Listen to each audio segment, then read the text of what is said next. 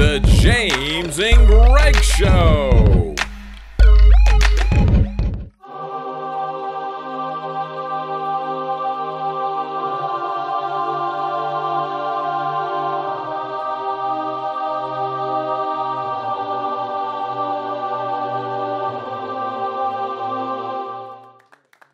Hey, everybody out there. We're back. Greg and James. All right. And this time, this interview, I don't know, James, is this like the best? Can this be topped? This is up there. This is way up there as far as like interviewing people. Hi. Yeah, pretty a rare gem, I would say. Amazing, amazing. I don't know about a rare gem because that's still something that you can visualize and fathom. This is something you can't even dream of, people. I mean, dude, an airman? Yeah, not just any airman. No, it's not just one of these guys. A Tuskegee Airman? Well, these guys are not any other guys. What are you saying? I wasn't a good Air Force guy? What are you trying to say? Yeah, this guy. Camera guy, you see? Look at that. Hey, Sammy. Anyway, listen, I'm your host, Greg L. Glass, and this is James. And that's K, right? Karroum. This guy's behind the scene. But if you want anybody filming anything, it's this guy, Sammy. So listen. Hey, Jim. Yes. Were you excited when I called you and told you what I found? Yes, I was really excited. Did I shock you? I did. You did. You very much so. I mean, because this one like superseded the other interviews that we had in line, you know? Yeah, you're always upping me one up on the next one. That's what I do. I think. One up. One up. So listen, people, we're not going to take up much of your time BSing with this guy because he's got work to do. He's got to film this stuff. He's got to bring this phenomenal thing to you. So I'm Greg L. Glass, and this is Mr. James K. Karam. We're going to go ahead and handle this and get this interview on the road, okay? Underway. Thank you. I'm getting back right on camera. He's got a lot of grandchildren, a lot of great-grandchildren. He's my baby and I'm his baby. We've been married many years. We got 5 boys and a lot of great-grand and grands. And we love Jesus. Oldest son is how old? You don't know? You're the star. I was born in 48. And then another one in 49. And on down the line, that's our last oldest one. The baby boy we just lost about 6 months ago in the service. So, how old are you? Well, tomorrow I was 84. 84 years young. How old are you?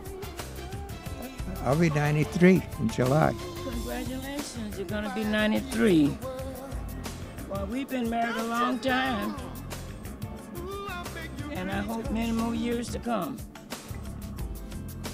All right, we're back, and I'm here with our most interesting guest. People, I am bringing you an original Tuskegee Airman from the western region of the United States. Now, that's something that a lot of people, including myself, have never even heard of. His name is Abraham, and I got to tell you, I'm totally excited about this.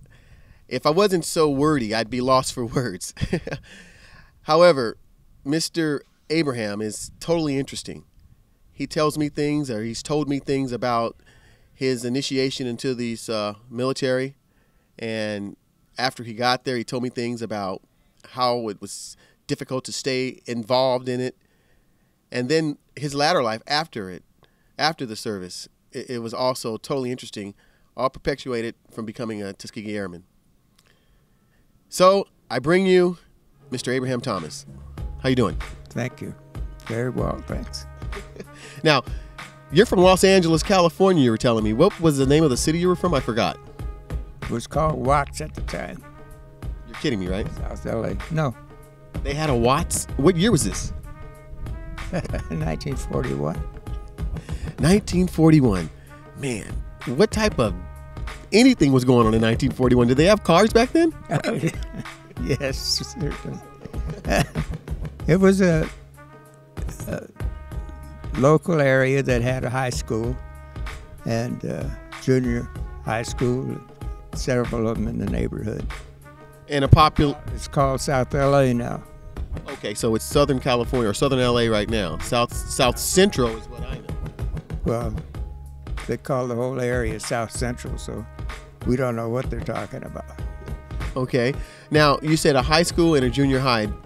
Now, was this a one high school city at that time? Yeah, one high school, including a junior high. High school and junior high.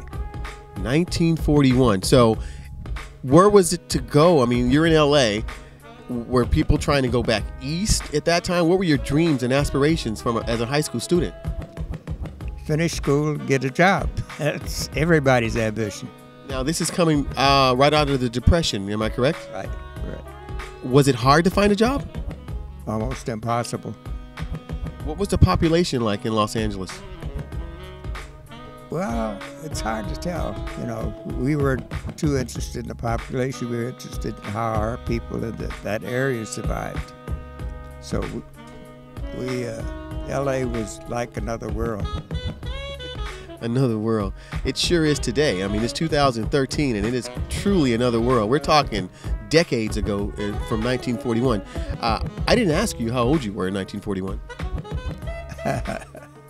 Let's see, 41. 39, I was 19, 40. I turned 21 and 41. Oh, so you were born in the 20s, in the Great Depression era. Yeah, I was born in 1920. 1920. Let me see. I don't got enough hands. Whoa. 93 in July. You hear that, people? 93. Jesus. I don't know if I can do it. I mean, you bring shame to me. I was looking to just do 70 and just get out of here. Now, in 1941, you're 20 years old. You're a lad. You're post-teenager years. And what are you doing? I mean, you're not in high school, are you? No, I'm in junior college at Compton, California. Compton. Now, this is still Watts? Well, it's 6 miles south of Watts, between Watts and Long Beach. And at that time, I understand that Compton, Watts, it had no real quote-unquote fame as it does today in 2013. Compton had a high school, 2 years of high school and 1 year, 2 years of college and 1 year of high school. So you could tell that, we were kind of mixed up. Was it all black? No. It was mixed. With black, white, Mexican, Arab? They were, yeah. Jordan High School in the area was mixed also. So we had desegregated by then, so to speak. Oh, okay. So that was good because in the South it was still segregated, correct? Yes, very much. 1941. Now, you're in junior college and you're taking up some courses there. Are these courses actually going your way? Are you looking to get gainfully employed? Oh, yes. I thought I was. I was taking aeronautical drafting, and that was the first year it was being offered at Compton College. As far as I know, not offered anywhere else. I didn't know that I couldn't get a job as an aeronautical engineer. Holy moly. Now, you're a smart guy. Nobody in their right mind would go into aeronautical engineering without having some type of intelligence level. Okay. So you were going to design planes. Correct. Howard Hughes, was he a byword at that time, or was he even thought of, or was he born? No, he was active, but he was more active in racing aircraft and building aircraft. Was he, how do you say, somebody that you looked up to? Was he one of your idols? No, he was an unknown to me. So on a field trip to visit his aircraft in Van Nuys. But he wasn't there, of course. Van Nuys was pretty segregated. So Van Nuys, California, as we know today as San Fernando Valley, was segregated or was not segregated? Well, as far as I know, it was segregated. Meaning they're integrated. Yeah, I mean, thank you. This guy's sharp. But we had no real concept of being able to get into the aircraft flying industry as such, because we couldn't afford to fly on our own, and there was the opportunity to fly was not offered in California, even though it was in Alabama. Chicago. Believe it or not. Now, how did you know this? Well, I didn't know it until after I joined the service. But Tuskegee was the Tuskegee Institute, and they had a lot of power. So the first training sessions were based in Tuskegee, Alabama. Now, and who's going here?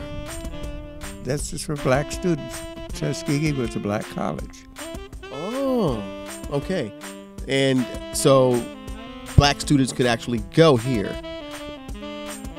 But nobody knew unless you were in that area. So there wasn't a lot of publications or publicity or advertisement, commercialism? No, I had written to a general on a hunch, I've forgotten his name now, and asked him about the possibilities of Negroes flying in the Army Air Corps, as it was called then. And he told me there was no one of color flying, but they were talking about it. Now, Abraham, there was George Washington. There was Napoleon Bonaparte. There was a lot of firsts. There was Jackie Robinson. And you're telling me a man from Compton, Watts, decided to write a general and ask him a major question. Like, why isn't there any blacks flying? And did he write you back? Yes, he did. I don't have the letter, but he did answer me. And was encouraging, saying that at least they were working on it through Congress. What year is this? It's 1940. My goodness. Now, that had to have some profound effect on you as far as you not giving up. Yes, it was encouraging to that extent. And he was frank enough to admit there were no blacks in the military Air Corps. In other words, you mean frank by he told you the truth? Yeah. No, I continued my education, and before a year passed, the word came out, it was in the black newspapers, that they were accepting blacks in the U.S. Army Air. Now, this isn't a matter of months after your letter, I would understand. Well, it's been 6 months to a year, something like that. So the letter, do you think it had any effect on the United States of America posting such an editorial about blacks being offered a position? No, they were already working on it. They just didn't tell anybody but the congressmen and senators and people at Tuskegee and some of the bigger black Southern Institute universities. You'd never heard about it on the West Coast. Now, Tuskegee Institute, is that the same place where George Washington Carver did a lot of things with the peanut? Yes, that's the place, and it was quite, prevalent for them to be up front and leading. There were blacks flying who could afford it. Okay, let's get back to the afford part. Now, how did they get their finances? They had to be rich. Were blacks rich in the 40s? Crop duster flying, or which is farming? No, they were just out having fun. Really? So it was recreation? There was no future for it, but at least they were recreation flying. That's a history lesson for me. I didn't even think they had blacks as passengers. Well, they probably didn't have too many because there weren't people who could afford to fly. And a 3-day ride on the train from California to Tuskegee is no fun. For his country. I mean, he wants to fly and risk his life for his country. And did that ever come about? No. Once you're in the Army, as an enlisted person, you have no chance, almost no chance, unless you know somebody. So you're saying that you become the property of the United States Army. If they want to do whatever they want to do to you, they can. Now, you're a very intelligent man, and eager to be where you are.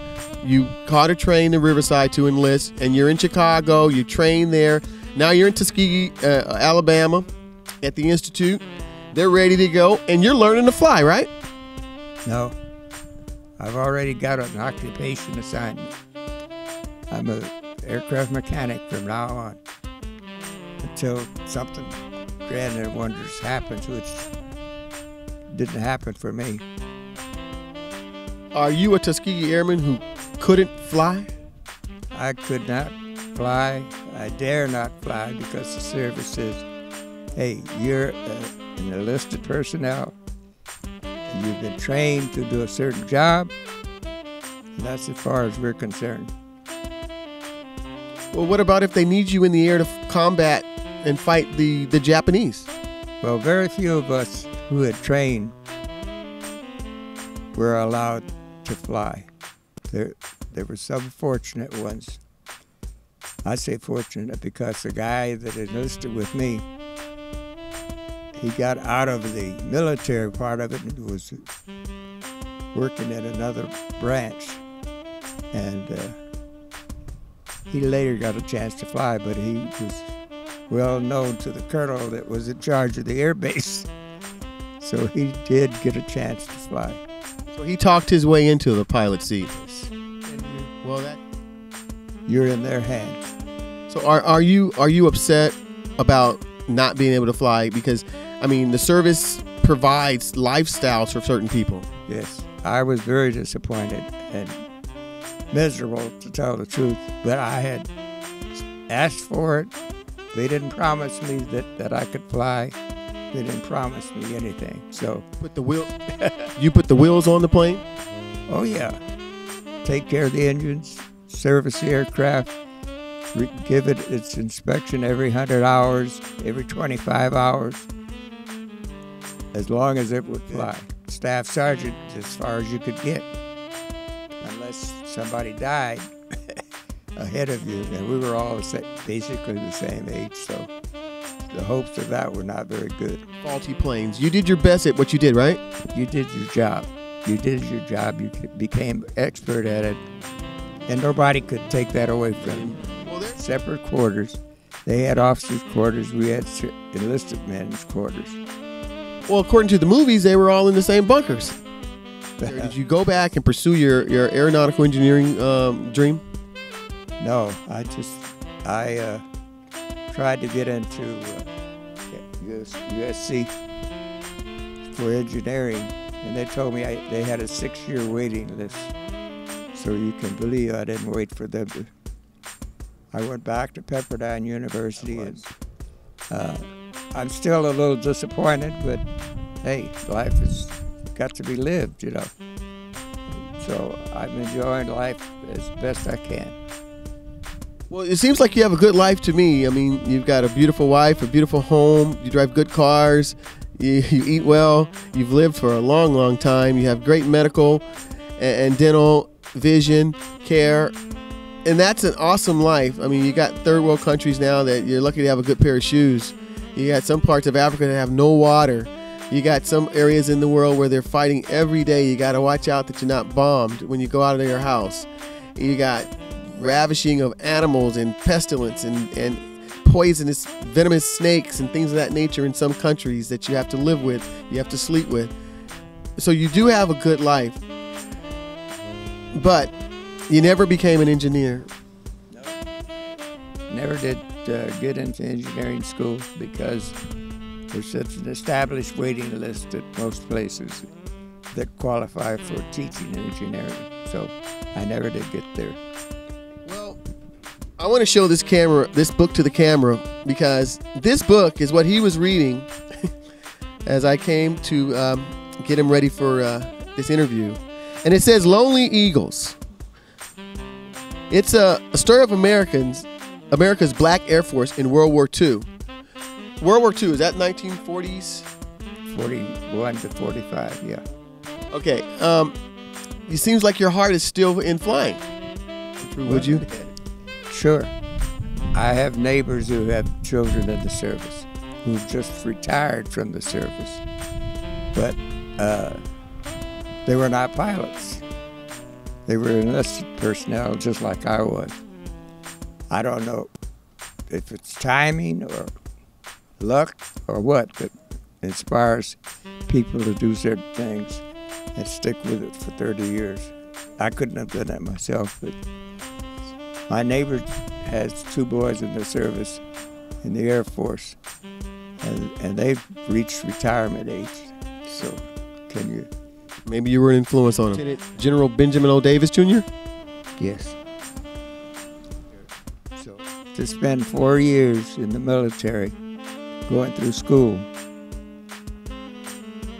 in silence.